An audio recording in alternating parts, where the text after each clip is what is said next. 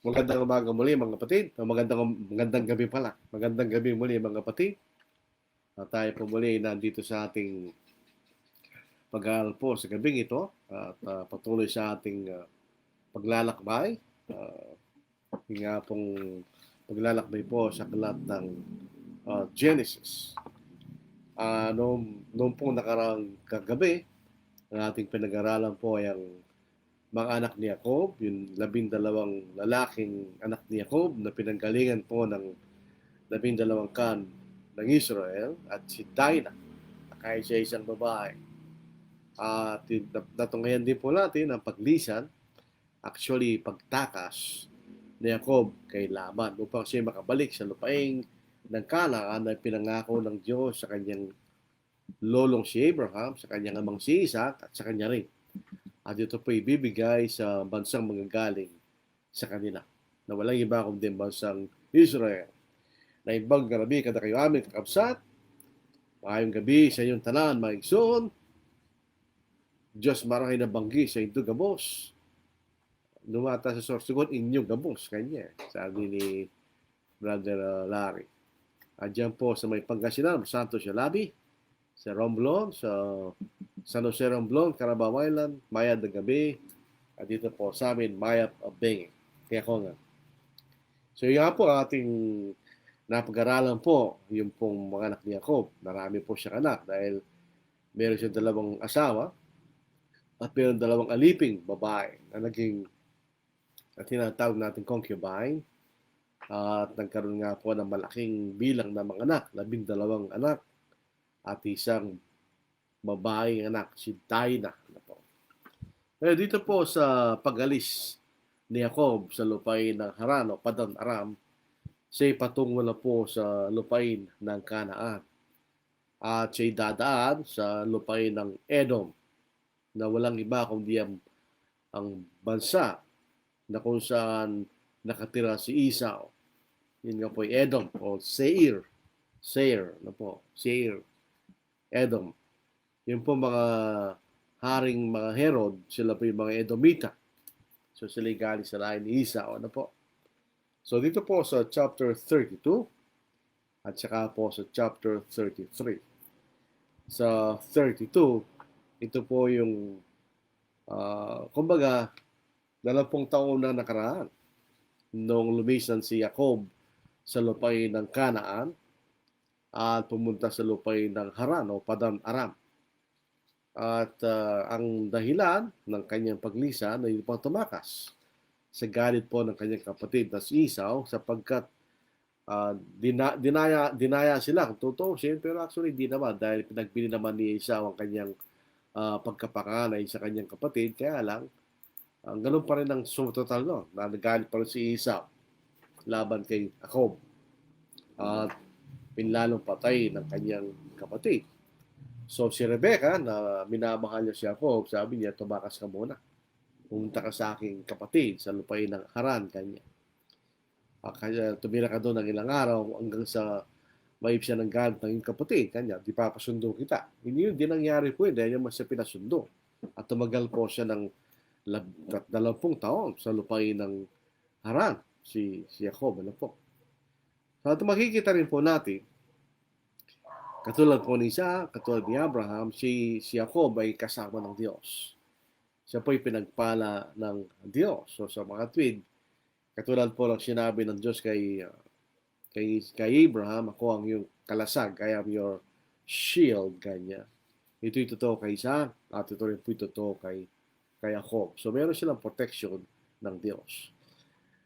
Yun po ang ating makikita kapag tayo po ay nasa Diyos. Nasa atin ang proteksyon at kalinga ng Diyos. Si Adam at saka si Eva, bago po sila nagkasala, nasa kanila ang kalinga ang proteksyon ng Diyos. At kung sila nagkasala, nawala yun. So si Abraham, si Isaac at si Jacob ay gayon din. Nasa kanila ang proteksyon at pagkalinga ng Diyos. At dahil dito, sila ay magtatagumpay. Dito po sa unang talata, nagpatuloy si Jacob sa kanyang paglakad o ibig sabihin paglalakbay. At sinalubong siya ng mga anghel ng Diyos. So dito makikita natin na ang Diyos ay kasama niya sapagkat sinugo niya ang kanyang mga anghel sa kanyang sa kanyang daan. Na makita sila ni Jacob ay sinabi niya sa kanila, ito'y kampo ng Diyos. Kaya tinawag niya ang pangalan ng lugar na iyon na Mananaim, Mahanaim. So, ibig sabihin, ang Diyos ay kasama ni Jacob. Ano po? God is with Jacob. Nasa kanyang protection ng Diyos. So, as mga twin, isipin po natin ng paglalakbay na gagawin ni Jacob. Ito po ay isang papanganib na paglalakbay. Isipin po natin na hindi natin alam kung ilang lalaki kasama ni Jacob. Definitely, meron siya mga lipin kasama. Pero kasama rin niya ang kanyang dalawang asawa, dalawang liping babae, at saka yung 13 niyang anak. Actually, dito, 13 anak na, mga kapatid. So, sila maglalakbay, 12. Maglalakbay sila patungo sa lupain pabalik sa lupain ng Kanaan. So, ito yung mapanganib na paglalakbay. Siyempre, sa daan po, maaari sila datna ng mga masasamang tao na maaaring lumupig sa kanila. Kaya kailangan niya proteksyon ng Diyos. At nandoon ang proteksyon ng Diyos. Nung sinalubong siya ng anghel ng Diyos, ito yung nagpapakilala sa kanya na sinasabi ng Diyos, kamagalala ko sapagkat kasama kita kanya. So, dito po sa ikatlo, dito po makikita natin ang konteksto po ng kabanatang ito ay yung ginawa ni Jacob kay Esau. Ito rin po makikita natin ang pagka tayo po ay gumawa ng kasamaan laban sa ating kapwa, hindi malawala yung guilt. Siyempre, kung minsan nakalimutan na nung ginawa natin ng masama, pero tayo hindi mo makakalimutan yun. Ito po ang isang napakagandang example o halimbawa. Dahil ginawa po ni Jacob na kunin niyang basbas na sanay para kay Esau dahil siya ang panganay. So, nagalit si Esau. Siyempre, nawala ang basbas sa kanya. Kung mapapasin po natin yung basbas na binigay sa kanya ni Jacob ay hindi basbas eh. Puro negatibong, mawawala ang hamog at taba mula sa iyo kanya. So, bakit walang basbas ng Diyos kay Esau, ito'y na kay Jacob. Kaya ang ginagawa po ni Jacob, siya nagpasugo sa kanyang kapatid sa lupain ng Seir. Hindi na natin alam kung ilang araw sila naglalakbay, kaya hindi naman sinabi ng Biblia. Pero malamang malapit na sila sa lupain ng Edom. So kung atin pong titingnan ng mapa, unfortunately, wala tayong para may pakita natin. Pero yung lupain po ng Haran ay nasa northeastern part, kung ang pinag-uusapan ay Kanaan. So para makarating ka sa Kanaan, maraming daan nyo. Pwede kang dumayo sa Syria at sa Lebanon, o pwede kang dumaan sa Jordan. Kung tinatawag natin Transjordan sa panahon ngayon, o ang bayan ng Jordan o Jordan. Doon dumaan si Jacob. So ito'y southerly route, southwestern route. At dadaan siya sa lupain na kung nasaan sa kanyang kapatid. Yan lupain tinatawag natin Edom o Seir, na sinasabi dito. So, tingnan natin. Si Jacob ay nagpasugo kay Esau na kanyang kapatid sa lupain ng Seir, sa bayan ng Edom. Sila'y kanyang inutusan na sinasabi, ganito ang inyong sasabihin kay Esau, na aking Panginoon. Ganito ang sabi ng iyong lingkod na si Jacob, ako'y tumigil ng ilang panahon kay Laban at namalagi roon hanggang ngayon. Mayroon akong mga baka, mga asto, mga kawa at mga liping lalaki at babae, at ako'y nagpasugo sa aking Panginoon upang ako'y makatagpo ng biyaya sa iyong paningin.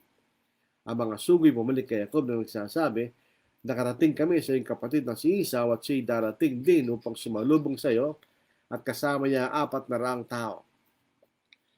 So dito ito ang point of view ni Jacob, siya magbibigay ng kaloob kay Esau.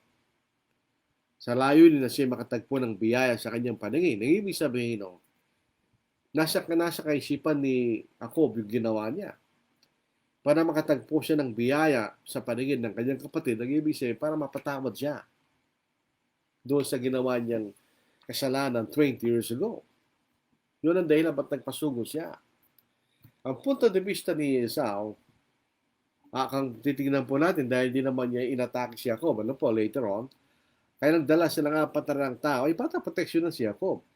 Hindi para lusubin siya at saktan. Hindi yun ang layunin ng kapatid niya.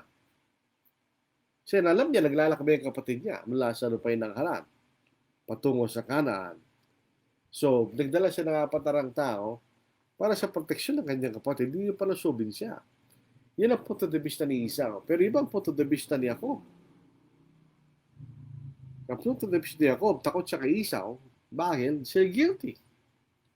Kasi nagpasugo ng mga nagpasugo siya sa kanyang kapatid at si Esau para malaman niya kung anong damdamin ng kanyang kapatid sa kanya after 20 years. Yan nga pong ginawa niya kasi. Masakit kay Esau yun po. Pagdating ng 400 katao na kasama ni Esau, ay nagbigay lalo ng takot kay Jacob.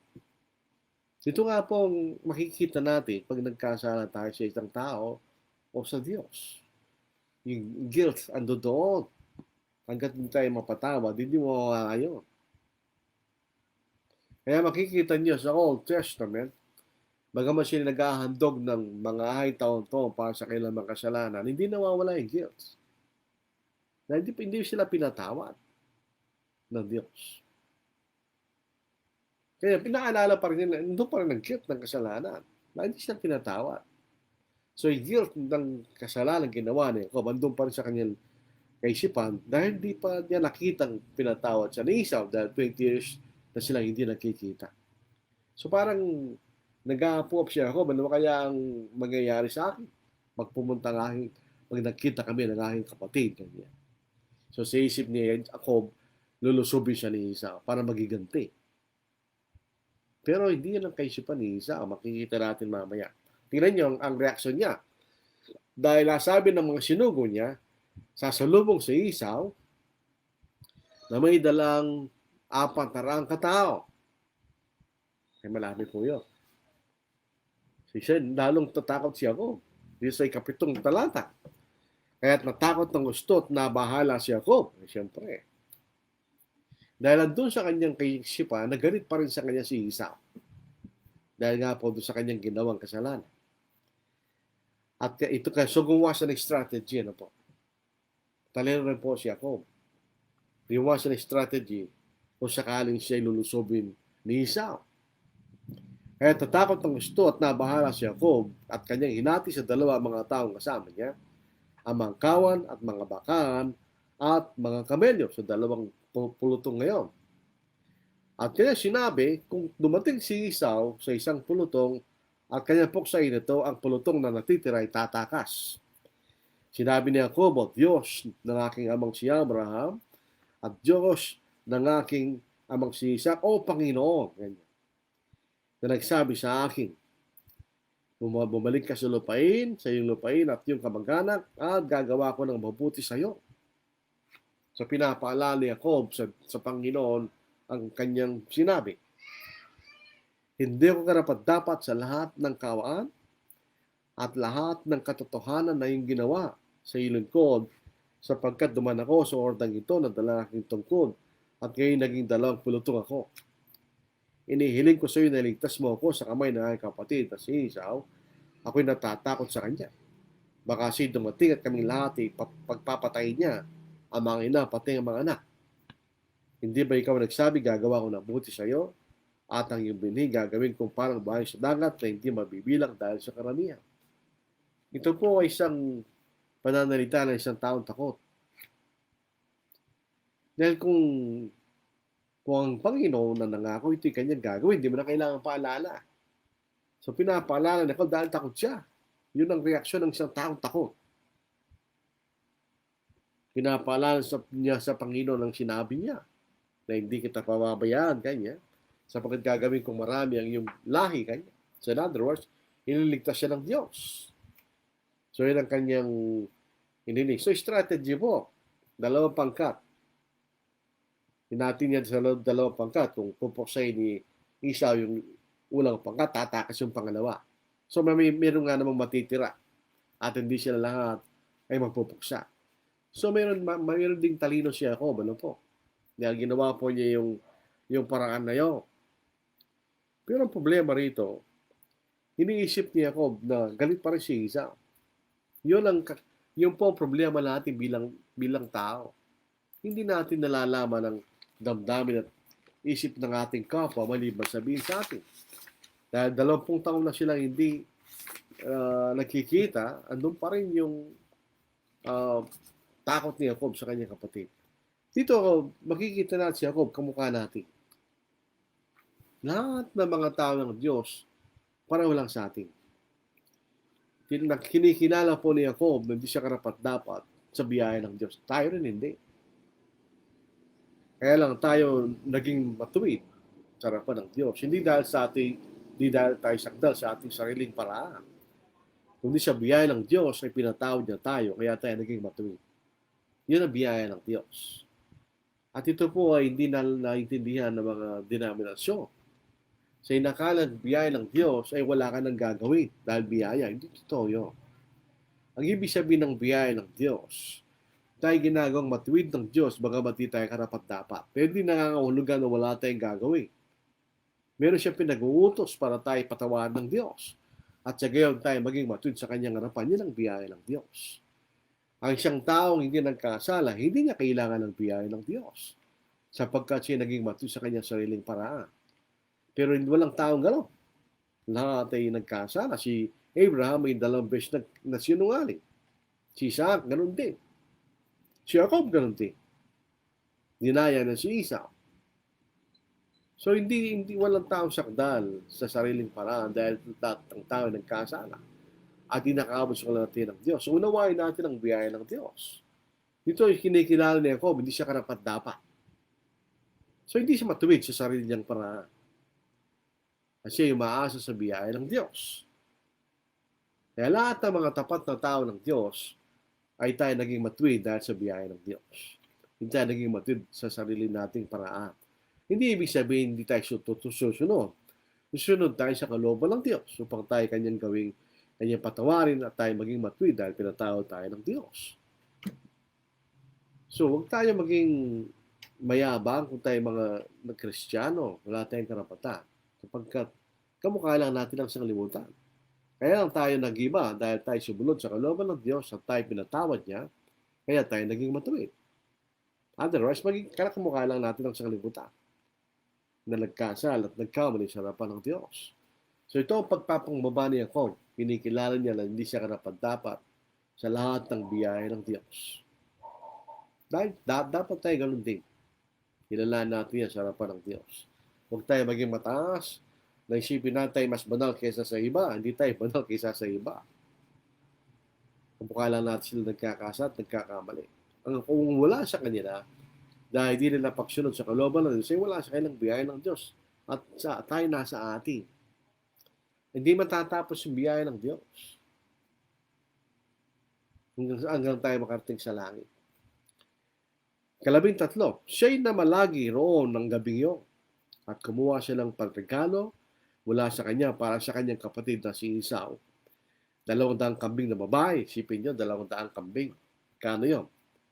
20 lalaking kambing. Bakit mas marami yung babae? Hindi mo kailangan ng mas maraming lalaki para dumami. Kung mas marami yung babae kaysa sa lalaki, dadami yun. Kasi dahil kung mag-aaway-aaway lang yung lalaki, di ba?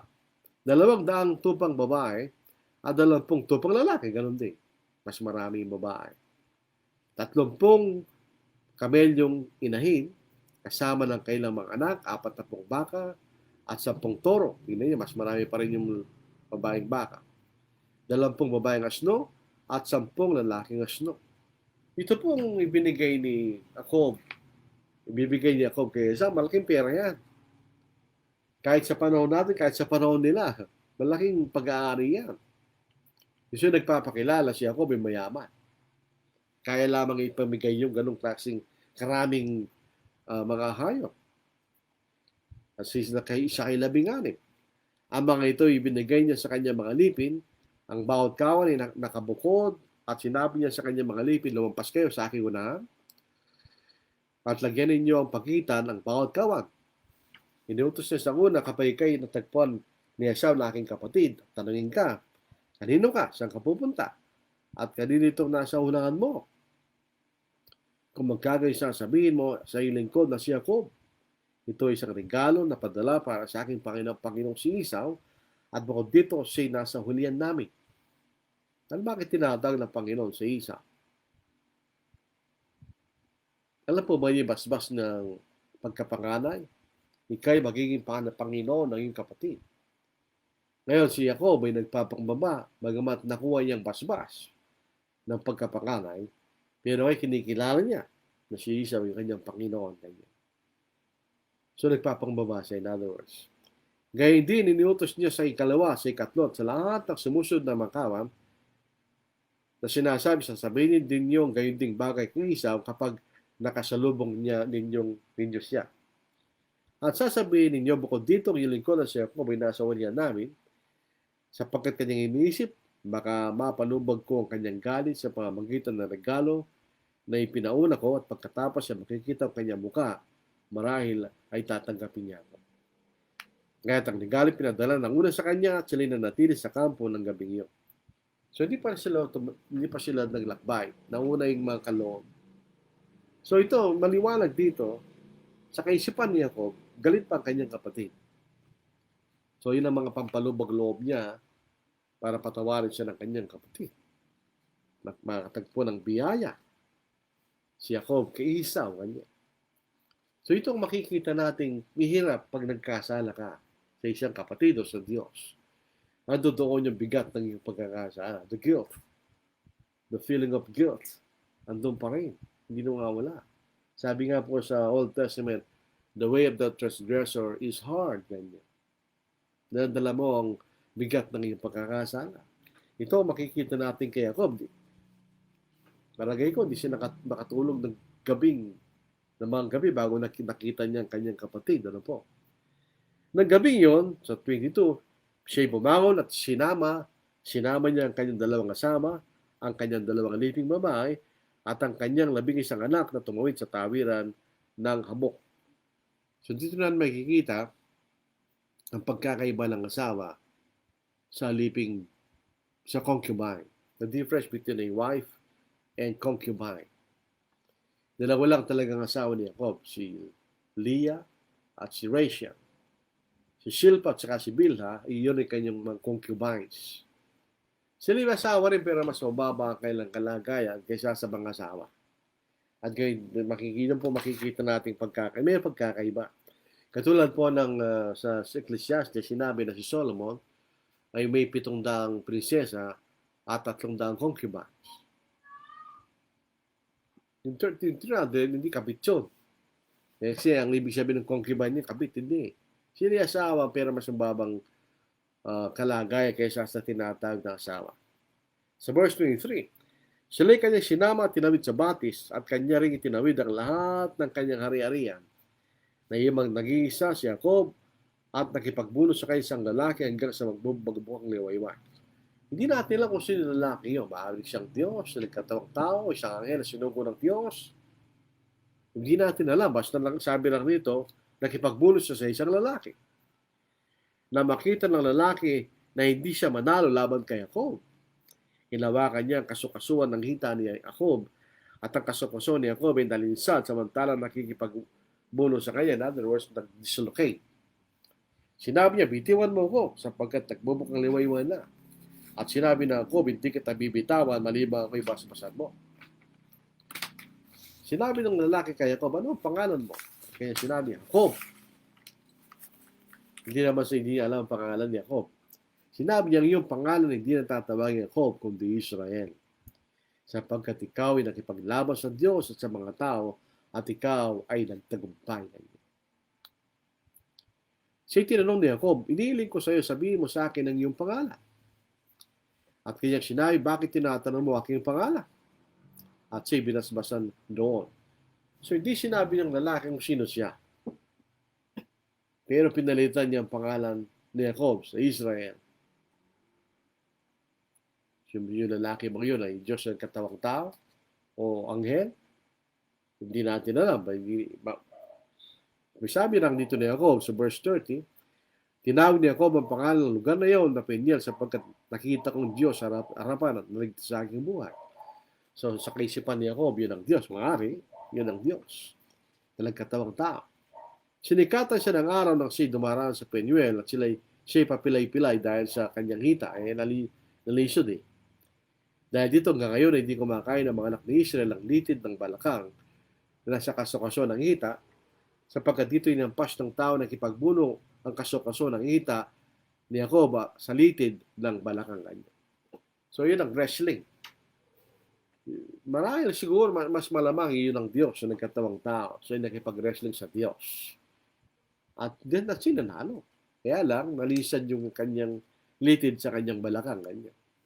Yun ang dahilan nung isinulat po itong Genesis. Sa panahon na yon, hindi pa rin kumakain ng mga Israelita ng litid ng balakang, nakasukasuan ng hita dahil nga po doon sa nangyari yon kay Jacob. So yun ang gabi. Ano po? Ngayon, ito na sa Genesis chapter 33, ito na yung excitement. Makikita na yung magkapatid after 20 years. At sa katotohanan lang si Jacob ay gumawa ng karumaldumal laban sa kanyang kapatid after 20 years. Tagal na panahon yun. 2 dekada po yun. 2 decades. Tumalaw si Jacob at nakita niya si Esau ay dumarating na may kasamang 400 katao. Kaya kanyang pinaghiwalay mga bata kina Rael, Leah at Rachel at sa 2 aliping babae. Inilagay niya mga alipin na kasama ng kailang mga anak sa unahan at si Leah na kasama ng kanyang mga anak bilang pangalawa at si Rachel at si Joseph na pinakahuli. Bakit gano'n? Para natin nakikita ang kanilang kaisa ay from the order of importance. Si Rachel ang pinakamahalaga kay Jacob. Si Leah ang pangalawang mahalaga. At ang mga alipin, hindi sila mahalaga kay Jacob. Sapagkat mahalaga sila, pero hindi kasi halaga ng 2 asawa niya. So sila nasa unahan. In other words, kung silang unang papatayin kanya, meron pa si Leah at si Rachel. Kung mapatayin na si Leah, doon pa rin aking si Rachel kanya. So yun yung pinakahuli.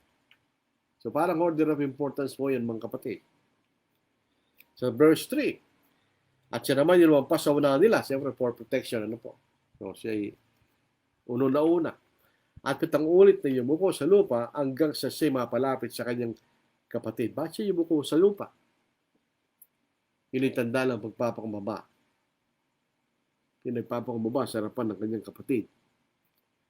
At tumakbo si Esau upang salubungin siya para patayin. Hindi. Tingnan ninyo. Ito po ay walang emosyon ang nakasulat na literature. Ano po? Hindi natin makikita ang emosyon ng pangyayari. Ayaw lang siya nakasulat, maliban kung ito'y sabihin.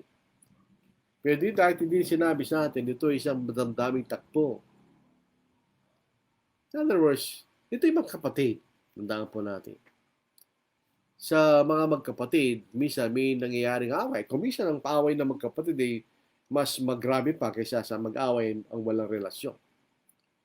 Pero ang advantage ng magkapatid, yung kailang pinag-aaway madaling malimutan sapagkat sila ay magkapatid. So si Esau at si Jacob ay magkapatid. At itong reaksyon ni Esau sa kanyang kapatid ay nagpapakilala sila ay magkapatid. Oo, sila ay nagkaroon ng hindi pagkakaunawaan 20 years ago. Pero si Esau nakalimutan na niyo. Pero si Jacob, siyempre siya ang may kasalanan. Kaya hindi niya makalimutan. At tumakbo si Esau, tingnan po niyo, itong pagtakbo niya. Parang naalala natin yung pagtakbo ng ama ng prodigal son. Di ba? Nung makita niya kanya, tumakbo siya, tumalubong sa kanya. At niyakap niya. Ganun din. Bakit ganun ang reaksyon ng ama ng prodigal son? Sapagkat pinamahal niya yung kanyang anak. Kaya naman ang ginawa niyang kasalanan, kaya niyang patawarin sapagkat siya kanyang anak. At ang kanyang anak ay nagpapakumbaba. Sinabi niya, hindi na ako karapat dapat na iyong maging anak. Gawin mo na lang katulad ng iyong mga lipin. Ganyan. Inilala niya ang kanyang pagkakasala. Dito makita na, ganoon din ang reaksyon. Tumakbo si Esau. Si Jacob hindi. Yung makikita niyo siya tumakbo. Nandun lang siya. Napalapit na siya sa kanyang kapatid. Malapit na. Ito ang si Esau ay tumakbo.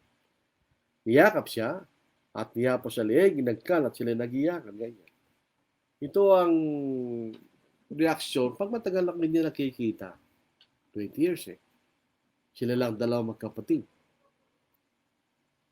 Hello mga kapatid, tuloy po natin na medyo nawalan po na nakalimutan ng power cord. Ano po, nawabos yung charge ng laptop. So itong part 2 po, basta ito lang po yung part 2, yun ang una, yung part 2. Nandun pa kayo, ay tutuloy naman po natin ito. So makita natin, ito naging reaksyon ni Esau kay Jacob, hindi siya galit. Hindi po yung inaasahan ni Jacob na siya ay magagalit at sila ay kanyang atakin at sila ay kanyang sasaktan o papaslangan. Hindi naman gano'n ang naging reaksyon po ng ni Esau kay Jacob. Ano po?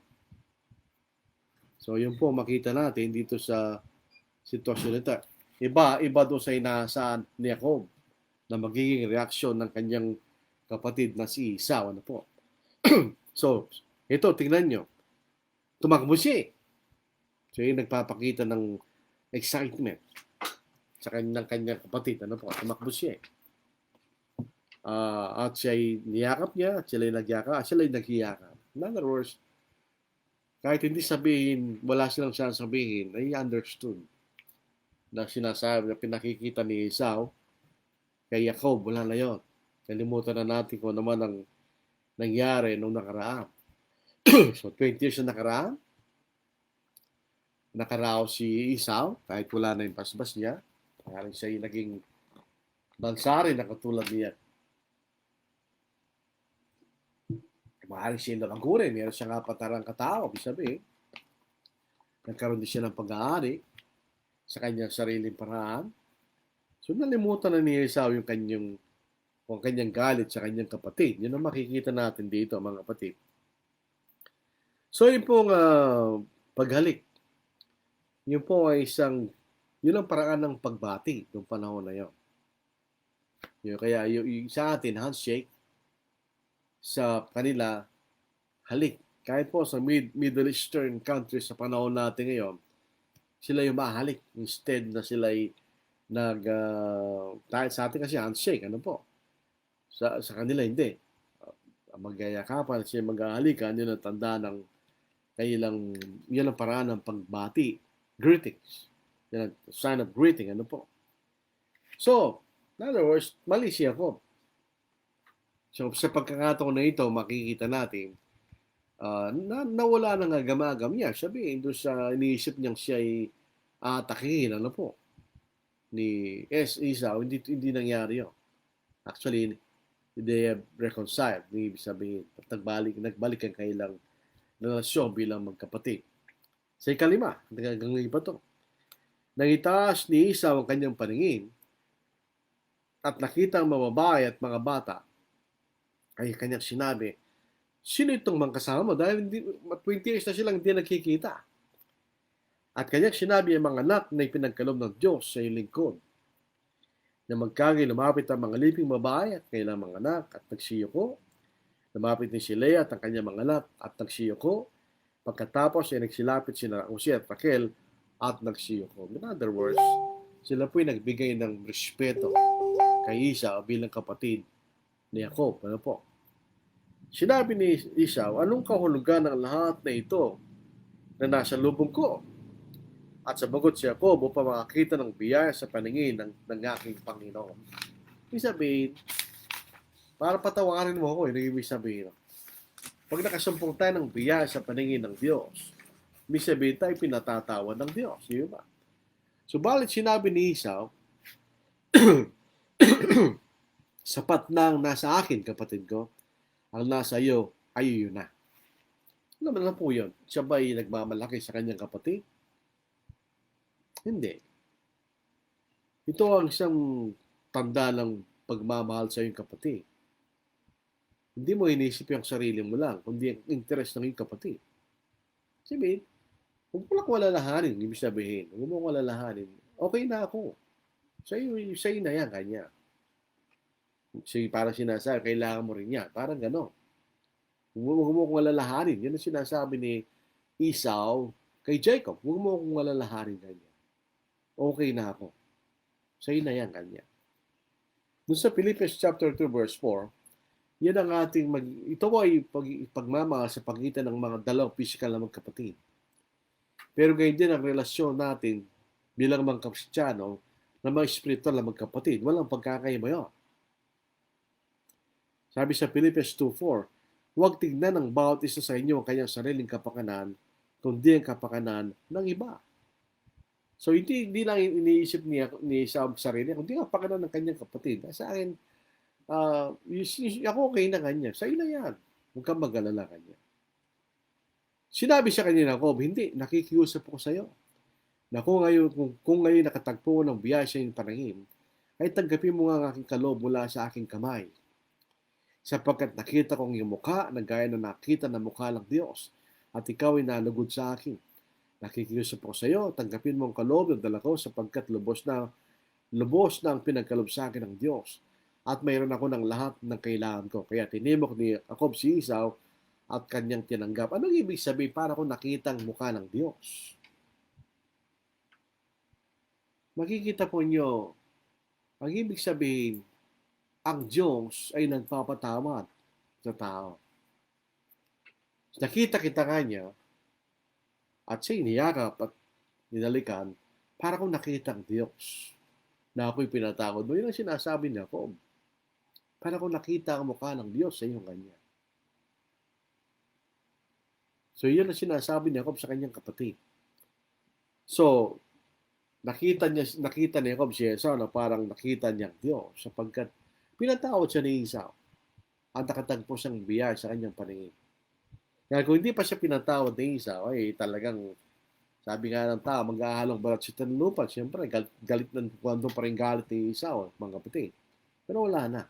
Nakalimutan na ni Esau ang galit na sa kanyang kapatid. Nalilimutan na niya dahil 20 years na nakaraan. Sabi nga nila time heals all wounds. Nga naman kabigat ang iyong naramdaman laban sa isang tao, after a while, mawawala na yun. Nakakalimutan mo na rin. Parang kung ikaw'y namatayan, sakit yun. So, ilang panahon, ikaw ay nagdadalamhati. After a while, life goes on. At malilimutan mo na yung dalamhati mo. At hindi naman sa nakalimutan mo na siyang yun namatay mo, pero tanggap mo na lang siya namatay na at kinakailangan kang ang patuloy sa buhay mo sapagkat ikay buhay pa rin. So ngayon na makikita natin. Sa verse 12, sinabi niya, tayo humayo at maglakbay at ako'y sasama. So yun ang dahilan, bakit mayroon siyang kasama kapatarang tao. Hindi mo pang atakin si Jacob. Hindi. Masama lang ang isip ni Jacob dahil siyang may problema Saka may kasalanan sa kanyang kapatid. Nagsama ng apatarang tao si Esau para proteksyonan niya ang kanyang kapatid dahil naglalakbay sila Hindi pa nakakabot si Jacob sa lupain ng Canaan. Dadaan sila sa lupain ni Esau. Sa Edom. Bago siya makarating sa Canaan. So ito ni nasa northwest ang Aran. So si Jacob ay naglalakbay southwestern. At pagdating sa dulo, siya dadaan sa lupain ng Edom at aakyat siya sa lupain ng Canaan. Ang lupain po ng Edom ay kumbaga ngayon, ito'y nasa North Arabia. Yun po makita natin. So yun. Tayo humayod maglakbay at ako'y sasama sa iyo. Subalit sinabi ng Jacob sa kanya, tandaan, nakakabayo. Siguro nakakabayo sila dahil siyempre naglalakbay yun Kung yung may kasama siya nga patarang tao, naglalakad yun. So kung nakakabayo yung kasama ni Esau, ay mabilis sila maglalakbay. So sabi nga niya subalit sinabi niya sa kanya, nalaman na aking Panginoon na mga bata ay mahihina pa at mayroon sa mga kawan at mga baka na nagpapasuso na pag sila'y pinagmadali nila sa isang araw lamang, ay mamamatay lahat ng kamat. So, hindi sila pwedeng bumilis. Magpauna ng aking Panginoon sa kanyang lingkod at ako'y magpapatuloy na dahan-dahan ayon sa akbang ng mga hayop na nasa aking unahan at sa makbang ng mga bata hanggang sa makarating ko sa aking Panginoon sa Seir. So dadaan sila kay Esau, sa lupain na Esau. Dadaan sila, wala sila ibang dadaanan. Kung papunta sila sa Canaan, dadaan talaga sila sa lupain ni Edom. Kaya sinabi ni Edom, paintulutan mag-iwan ko sa ilan sa mga taong kasama ko. Yun ang purpose ni Esau, kaya may dala siyang kasama. Proteksyon sa kanila, sa kanyang kapatid, kasasamahan niya. Kaya sinabi, bakit kailangan pa sapat ng makakita ko ng biya sa panangin na aking Panginoon?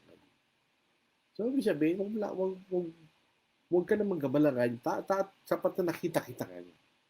At ikay nagkaroon ng natuwa sa akin. Yun ang makikita natin dito, mga kapatid. Sapat na yun sa akin kanya. So, bakit tinatawag niyang Panginoon? Tandaan natin ang panganay ay Panginoon ng kanyang mga kapatid. Bagamat nakuha ni Jacob yung basbas, nakuha niya eh. Pero ang katotohanan, siya pa ng panganay. At tinatawag niyang Panginoon kanya. So, itong mga gesture na magkapatid ay maganda naman sapagkat sila yung nagkasundo at nawala na yung galit sa pagitan nila. Kahit nagbalik si Esau ng araw ng iyon sa kanyang lakad patungo sa Seir, si Jacob ay naglakbay sa Sukot at nagtayo ng isang bahay para sa kanya at ginawa niya mga balag ng kanyang mga hayop. Kaya tinawag ang pangalan ng lugar na iyon na Sukot. Kaya pag dumating si Jacob sa bayan ng Shechem,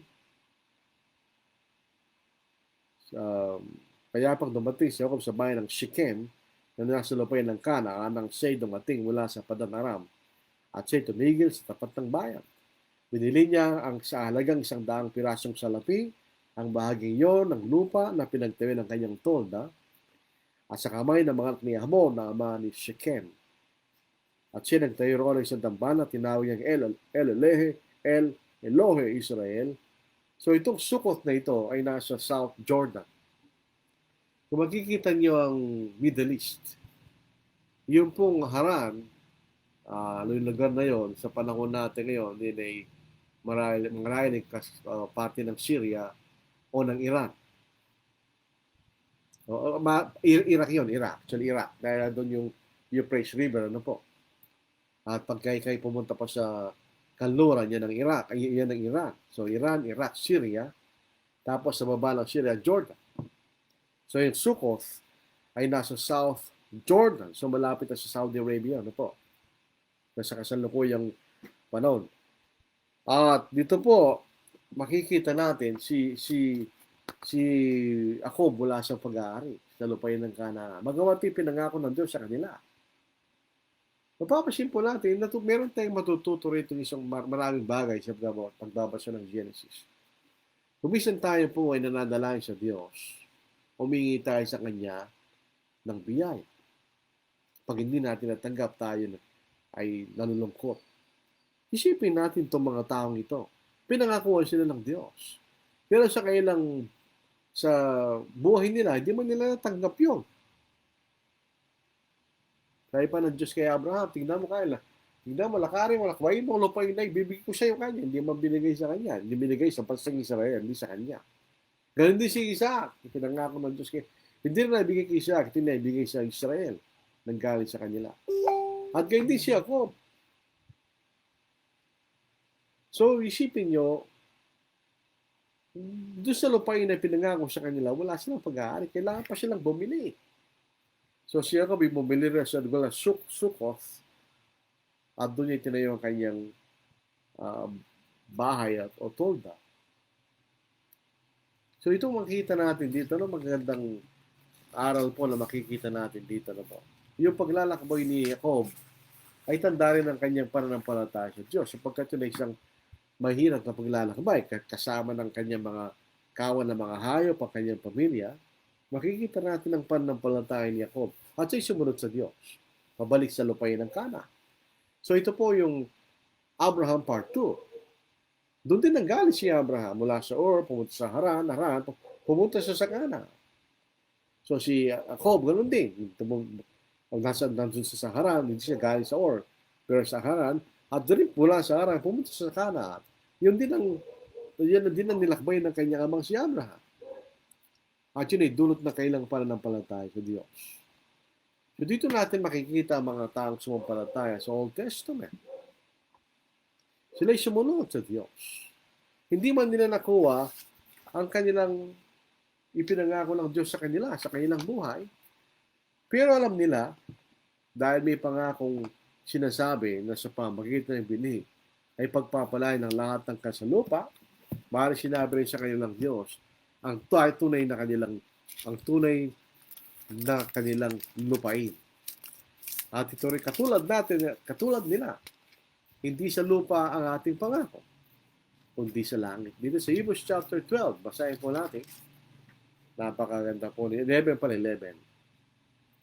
Dito po sa verse 13 hanggang verse 16. These all died in faith. Abraham, Isaac, Jacob. Not having received the promises, but having seen them afar off, were assured of them, embraced them, and confessed that they were strangers and pilgrims on the earth. For those who say such things declare plainly that they seek a homeland. Tandaan nyo, si Isaac, si Jacob, at si Abraham, wala silang lupain. Wala silang homeland. Dahil iniwan nila ang kailang homeland. Sila naging dayuhan sa lupain na pinangako ng Diyos sa kanila. And truly, if they had called to mind that country from which they had come out, yun ang lupain ng Mesopotamia, yung Haran, yung Ur, they would have had opportunity to return. Kung mahinang pananampalataya, babalik na lang sila. Pinangako ba ako, hindi ka matirangkap, babalik na ako. Hindi na ginawa yan. Bakit? But now they desire better, that is heavenly country.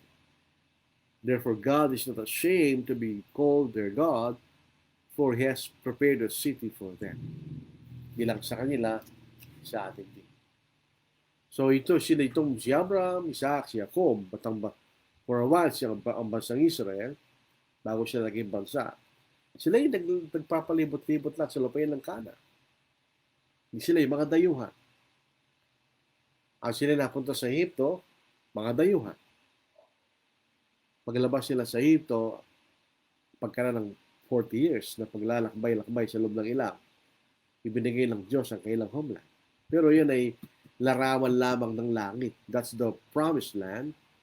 Pero sa atin ang ating promised land ay ang langit. Yun ang lupang ipinangako sa atin ng Diyos. Yun ang inahanap ni Abraham, Isaac, Jacob, at ganyan din tayo mga Kristiyano. Pare-pareho ang ating pupuntahan, di ba? Yan ang langit na pinangako sa atin ng Diyos. So tayo rin, katulad ni Abraham, Isaac, Jacob, tayo mga dayuhan lang sa mundong ito. Tayo nasa sanglibutan. We are in the world, but we are not of the world. Our citizenship is in heaven. So anong pagkakaiba natin kay Abraham, Isaac, and Jacob? Yun pareho lang. Ang pagkakaiba lang natin, sila'y sumasampalataya sa isang bagay hindi pa nangyari. Ang pagdating ng bini, wala iba kundi nating Panginoon na magpapala sa buong sanglibutan. Tayo mga Kristiyano, naniniwala tayo sa isang bagay na totoo na. Isang bagay na nangyari na. So sila'y kung ito ang krus, sila'y tumitingin dito, tayo na sa kabila. Pero tayo pareho tinitingnan natin. Ano yun? Yung kamatayan sa krus ng ating Panginoon. So, hindi yung maganda ito pong kasaysayan ni Esau at ni Jacob. Ito yung kasaysayan po ng brotherly love. Kaya naman kahirap ang pag-away ang magkapatid. Madaling magpatawan sapagkat sila yung magkapatid. Dito po sa Ephesians chapter 4, tayo natin. Ito ang ating mababasa. Dito po sa verse 31, verse 32. Ito ang ating makikita mga kapatid. Let all bitterness, wrath, anger, clamor, and evil speaking be put away from you with all malice. And be kind to one another, tender hearted, forgiving one another, even as God in Christ forgave you. Di ba yun na nakita natin kay Esau at kay Jacob? Si Jacob ang nagkasala. Sa Esau ang pinagkasalahan. Pero pinatawad ni Esau ang kanyang kapatid. Siguro bago pa siya nakita, nakalimutan rin niya Esau yung pangyayari yun. At ito ang magandang pagkakataon na sila'y magkasamang muli. Ang susunod na pangyayari, nagkasama muli magkapatid ay nung namatay si Isaac at nilabing nila ang kailang ama sa kuweba ng Mamre, kuweba ni Macpela sa lupain ng Mamre, sa lupain ng Canaan. Ito'y malapit lang sa kung saan ang humimpil si Jacob sa pagbalik niya sa lupain ng Haran. Sayang po at biglang naputo lang ating uh, unang video, pero part 1, part 2 po yan mga kapatid. Yung iba hindi na bumalik, siguro kaya na wala na yung ating live preaching, pero matutukayan pa rin niya ito sa aking Facebook account o kaya po dyan sa YouTube. Ano po yun, ina-upload po ni Brother Richard Dinicio doon po sa YouTube. Andito po yung kanina. So yung mga bumati kanina, si Oljano Campo, good evening po. Rufus, good evening po. Aaron Garcilo, gandang gabi po sa lahat na nakikinig. Maricel Sanchez, Antibagos, maayong gabi Brad, keep safe po. Samuel Graneta, good evening brethren. Good evening po, Senny Luciano. Good evening po, Brother Lordy. Tsaka po sa nakikinig po, God bless.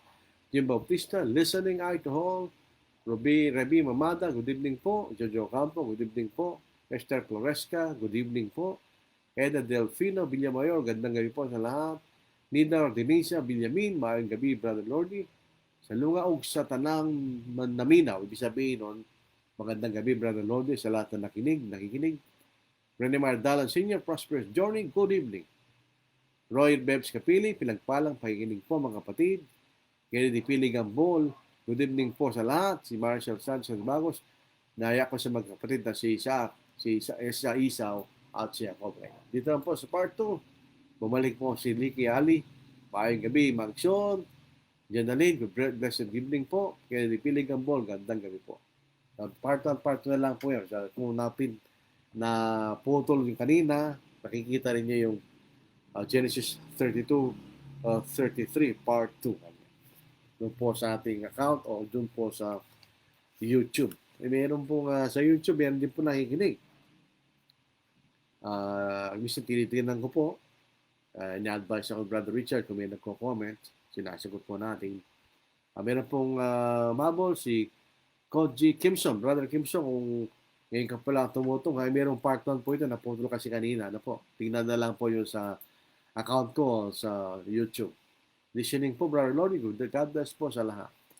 So yun po, walang tanong. Pero ito po isang pangalawang pagkakataon na makikita natin ang ilustrasyon ng pagmamahal sa kapatid. Yung una sa Genesis chapter 13, sa pagitan ni Abraham at si Lot.